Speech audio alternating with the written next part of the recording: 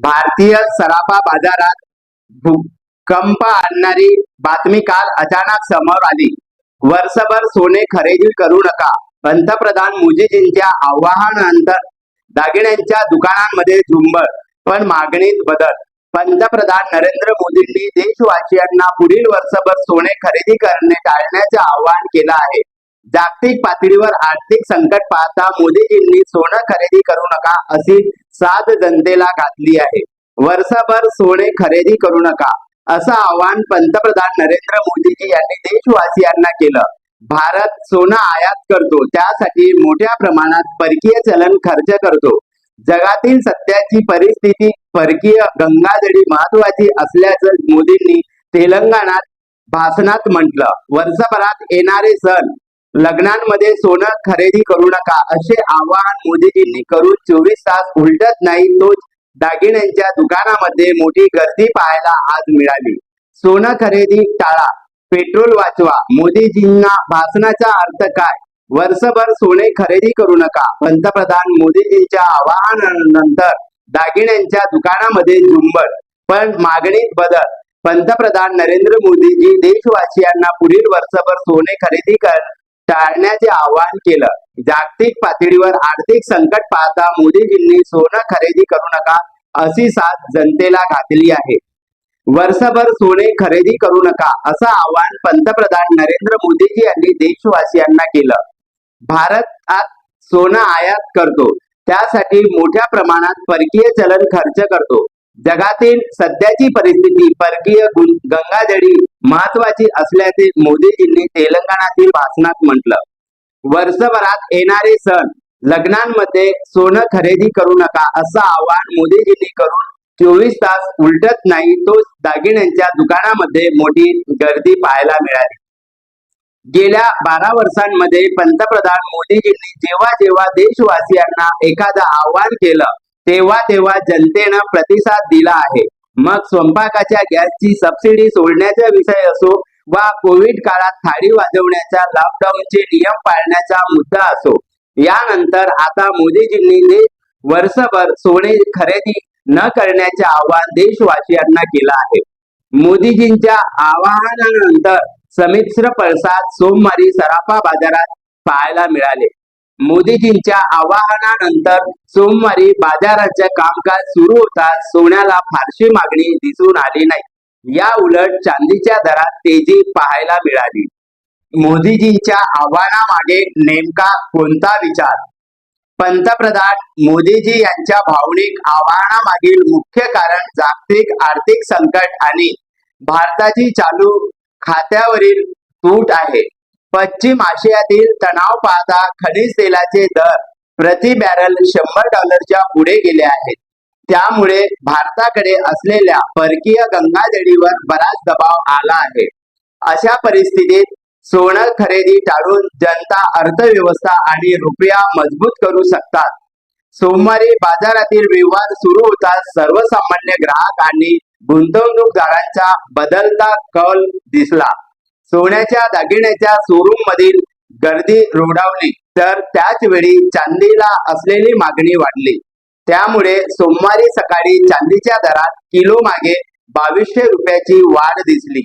चांदीचा दर प्रति किलो ₹2,64,922 पोहोचला, तर सोन्याचे दर एका टप्प्यात कायम राहिले.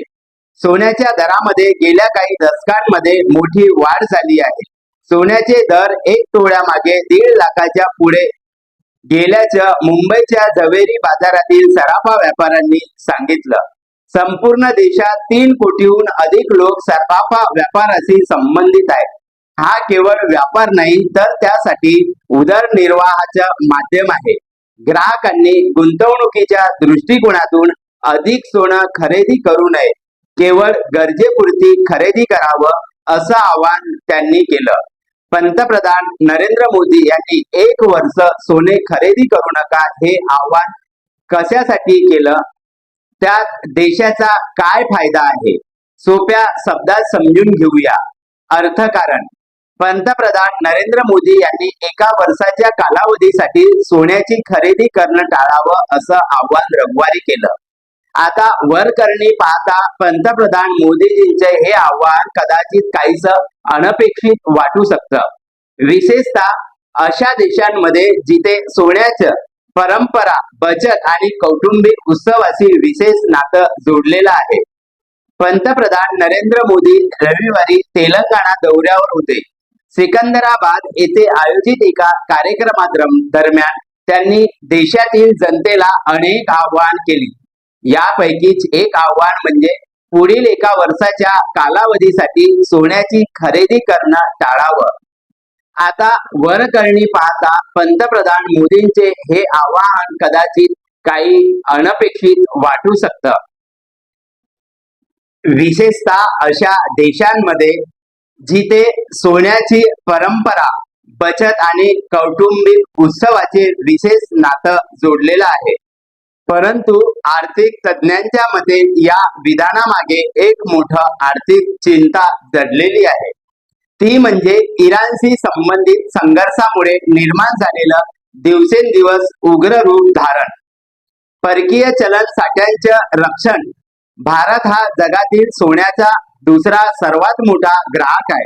मात्र आपण आपल्या गरजेच्या तुलनेत खूपच कमी सोन्याचं देशांतर्गत उत्पादन करतो. यामुळे दरवर्षी प्रचंड प्रमाणात सोनं आयात करावं लागतं. गेल्या आर्थिक वर्षात भारतानं दरमहा सुमारे 6 अब्ज डॉलर्सचं सोनं आयात केलं.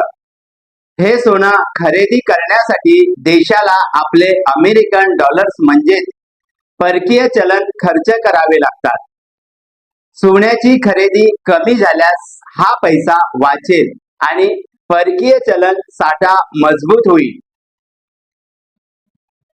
म्हणूनच चालू खात्यातील तूट कमी करणं. जेव्हा जेव्हा एखाद्या देशाची आयात त्यांच्या निर्यातीपेक्षा जास्त होते तेव्हा तेव्हा चालू खात्यातील तूट वाढते. सोनं ही भारताच्या आयात होणाऱ्या वस्तूंमधील एक मुख्य वस्तू आहे.